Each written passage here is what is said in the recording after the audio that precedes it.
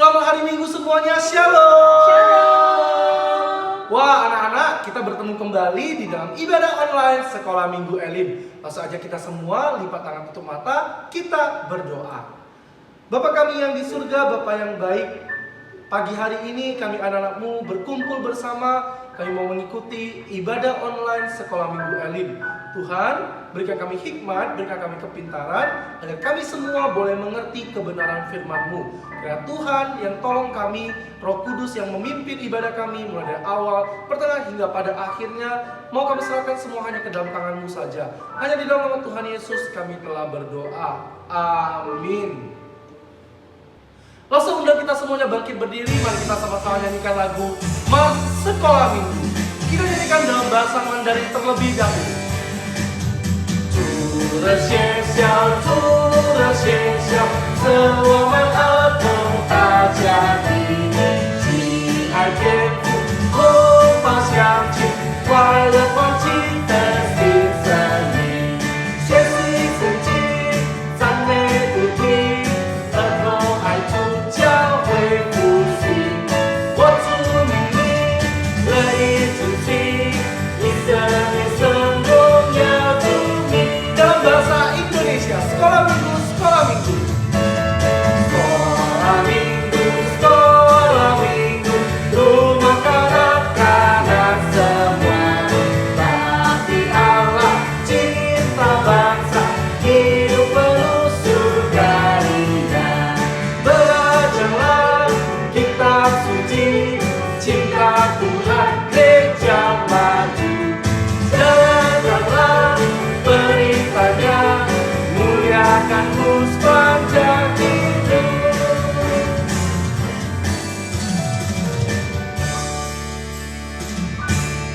Masih semangat untuk memuji Tuhan? Saya harap kita semuanya masih dalam keadaan semangat. Kita memuji Tuhan kita angkat pujian. Jangan lelah. Jangan lelah bekerja di ladangnya Tuhan. Roh Kudus yang beri kekuatan, yang mengajar dan menopang. Tiada lelah bekerja bersamamu Tuhan, yang selalu mencukupkan akan segalanya. Ratakan tanah bergelombang, ratakan tanah bergelombang. Timbullah tanah yang berlubang, menjadi siap dibangun di atas dasar iman. Rasakan tanah bergelombang, timbullah tanah yang berlubang, menjadi siap dibangun di atas dasar iman. Jangan lelah, jangan lelah bekerja di ladangnya Tuhan.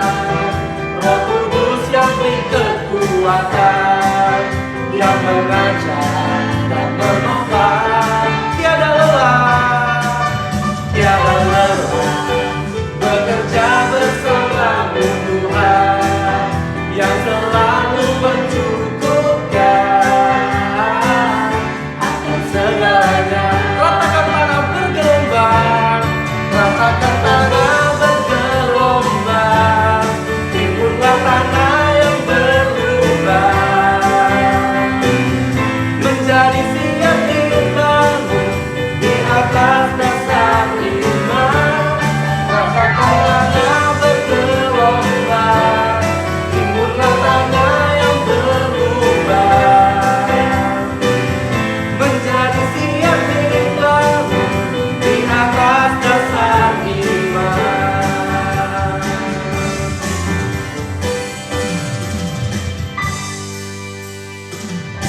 一起来宣告我们的信仰，舍徒心经。我信上帝全能的父，创造天地的主。我信我主耶稣基督，上帝的独生子，因圣灵感应，由童真理玛利亚所生，在本丢比拉多手下受难，被钉于十字架，受死埋葬，第三天从死人中复活升天，坐在全能父上帝的右边，将来必从那里降临，审判活人死人。我信圣灵，我信圣而共的教会，我信圣徒相通，我信罪的赦免，我信身体复活，我信永生。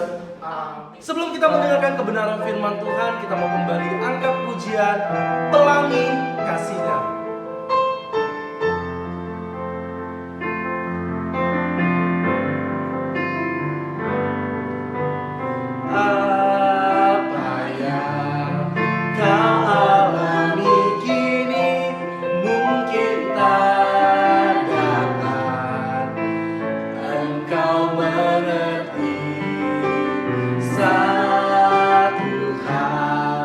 Tanamkan di hati indah semua yang Tuhan beri.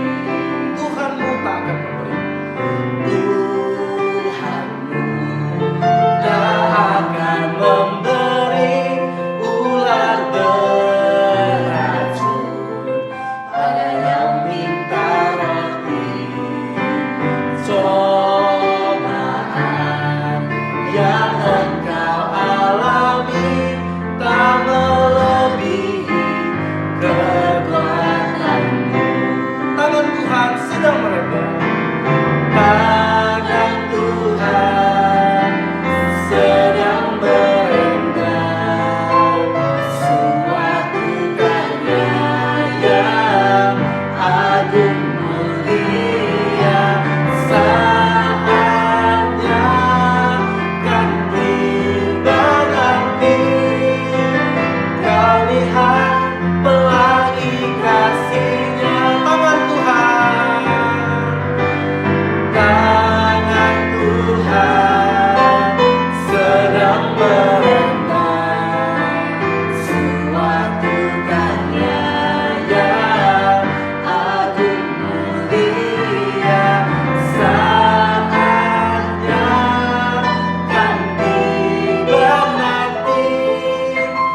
Kau lihat pelangi kasih-Nya.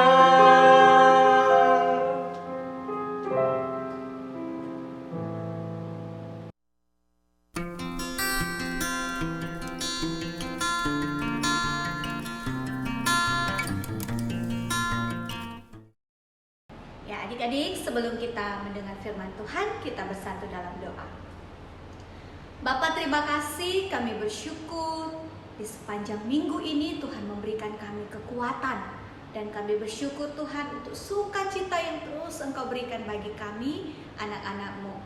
Saat ini Bapa, kami akan bersama-sama untuk belajar di dalam kebenaran firman Tuhan. Tuhan tolong aku dan juga Tuhan tolong contoh kami supaya bisa menyampaikannya dengan baik. Terima kasih Bapa, dalam nama Yesus kami berdoa dan mengucap syukur. Amin. Oke, adik-adik, gimana? Sudah menceritakan belum ceritanya kepada papa mama? Bagaimana Tuhan Yesus memberikan kesembuhan kepada anak-anak? Nah, kalau sudah cerita, nanti contoh akan buat pertanyaan untuk papa mama ya. Minggu lalu kita sudah bersama-sama mendengar bagaimana Tuhan Yesus menyembuhkan anak pegawai istana. Nah, bagaimana Yesus menginginkan supaya keluarga ini percaya kepadanya. Itu adalah mukjizat yang kedua. Mukjizat yang pertama masih ingat? Ya, pertama air menjadi anggur. Yang kedua, kita melihat bagaimana Tuhan Yesus menyembuhkan anak pegawai istana. Semuanya itu ada di dalam Injil Yohanes. Nah, adik-adik, kita akan melihat nih, apalagi yang tertulis di dalam Injil Yohanes. Ini tentang seorang yang sangat kasihan. Pernah nggak adik-adik melihat di suatu tempat semuanya hanya ada orang-orang yang sakit? Biasanya kita lihat itu di mana? Ya, di rumah sakit. Tapi kali ini kita akan melihat orang-orang yang sakit bukan di rumah sakit, tetapi di sebuah kolam. Nah, seperti yang contoh ceritakan di awal, bahwa orang yang sakit itu berkumpul bukan di rumah sakit, namun mereka ada di sebuah kolam. Namanya kolam Bethesda. Kolam ini bukan sembarangan kolam loh adik-adik. Bukan seperti kolam yang sering kalian renang itu. Kolam Bethesda ini ada di Yerusalem. Nah, mengapa orang sakit berkumpul di sana? Mau mandi? Mau berenang? Atau rekreasi atau liburan? Bukan ya adik-adik, mereka ingin mendapat kesembuhan di sana. Orang buta, orang timpang, orang lumpuh berkumpul di sana menantikan goncangan air. Air dalam kolam itu sewaktu-waktu berguncang, dan siapa saja yang masuk dalam kolam itu tepat saat berguncang airnya, maka dia akan sembuh. Jadi semua orang yang sakit berlomba-lomba berada di pinggir kolam. Nah, tepat hari raya orang Yahudi, Tuhan Yesus berada di sana. Tuhan Yesus melihat dan menyaksikan begitu banyak orang yang sakit. Pada saat itu mata Tuhan tertuju pada seorang pria yang berada jauh di belakang kolam. Pria ini tidak dapat mendekat ke kolam karena begitu banyak orang yang ingin dekat dengan kolam. Pria ini ternyata sudah 38 tahun lamanya dia lumpuh, tidak dapat berjalan, dan keadaan ini membuat dia tidak dapat mendekat di kolam. Pada saat airnya berguncang, orang lain sudah terlebih dahulu dan mereka sembuh, sementara dia masih ketinggalan jauh. Bagi pria ini, kolam ini hanya harapannya satu-satu. Tetapi Yesus mendatangi pria lumpuh ini dan bertanya, "Maukah engkau sembuh?" Namun laki-laki ini berkata bahwa tidak ada yang mengangkat dia untuk masuk ke dalam kolam sehingga dia sembuh. Namun seketika Yesus berkata, "Bangun, angkat tilammu dan berjalan." Apa yang terjadi adik-adik? Si pria ini berdiri dengan kedua kakinya dan dia dapat berjalan. Ingat adik-adik bahwa pria ini belum masuk ke dalam kolam. Hanya dengan berfirman, maka pria ini sembuh dan bisa berjalan. Ini semua karena Tuhan Yesus yang melakukannya. Yesus tahu, Yesus mengerti kondisi pria ini. Sama juga dengan kita. Yesus mengerti perasaanmu. Yesus mengerti dan tahu apa yang kamu rasakan saat ini. Jadi mari kita ceritakan kepadanya. Tuhan Yesus bersedia untuk mendengarkan kamu. Siapa yang dapat mengubah air menjadi anggur? Siapa yang dapat menyembuhkan anak pegawai istana? Siapa yang dapat menyembuhkan orang lumpuh yang sudah 38 tahun tidak sembuh? Jawabannya hanya satu, yaitu Yesus Kristus. Percaya kepadanya, percaya kepada firman-Nya akan memberikan kita kemenangan. Lakukan apa yang Tuhan perintahkan kepada adik-adik dan juga kepada jemaat. Ayat hafalan kita, barang siapa memegang perintahku dan melakukannya, dialah yang mengasihi aku. Yohanes 14 ayat 21a. Nah, sekali lagi ya ayat hafalan kita, barang siapa memegang perintahku dan melakukannya, dialah yang mengasihi aku. Yohanes 14 ayat 21a. Ya, jadi ayat hafalan ini bukan hanya sekedar dihafal ya adik-adik, tetapi dilakukan. Siapa yang melakukan perintah Tuhan, artinya dia mengasihi Tuhan Yesus. Nah, mari kita bersatu di dalam doa. Ikuti contoh berdoa ya. Tuhan Yesus, hari ini kami belajar bersama-sama bagaimana Tuhan Yesus mengasihi, memperhatikan, mempedulikan seorang lelaki yang lumpuh. Dan kami percaya bahwa Tuhan Yesus juga memperhatikan, juga mempedulikan kehidupanku. Dan aku berdoa kiranya Tuhan senantiasa membimbing aku untuk mengasihi dan mencintai Tuhan Yesus. Terima kasih Tuhan Yesus, hanya dalam nama-Mu kami berdoa dan mengucap syukur.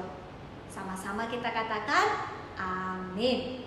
Untuk meresponi kebenaran firman Tuhan, kita mau kembali angkat pujian 我爱你主耶稣。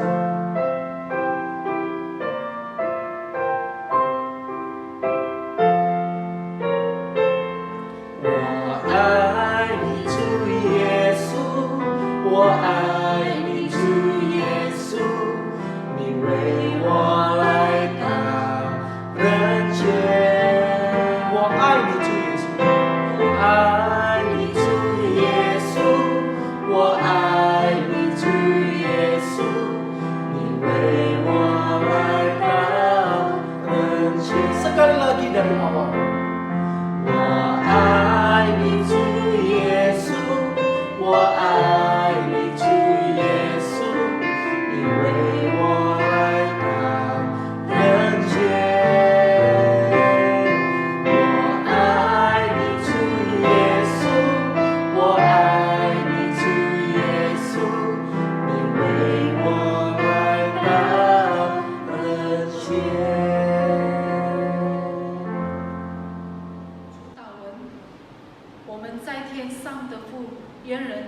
你的名为圣，愿你的国降临，愿你的旨意行在地上，如同行在天上。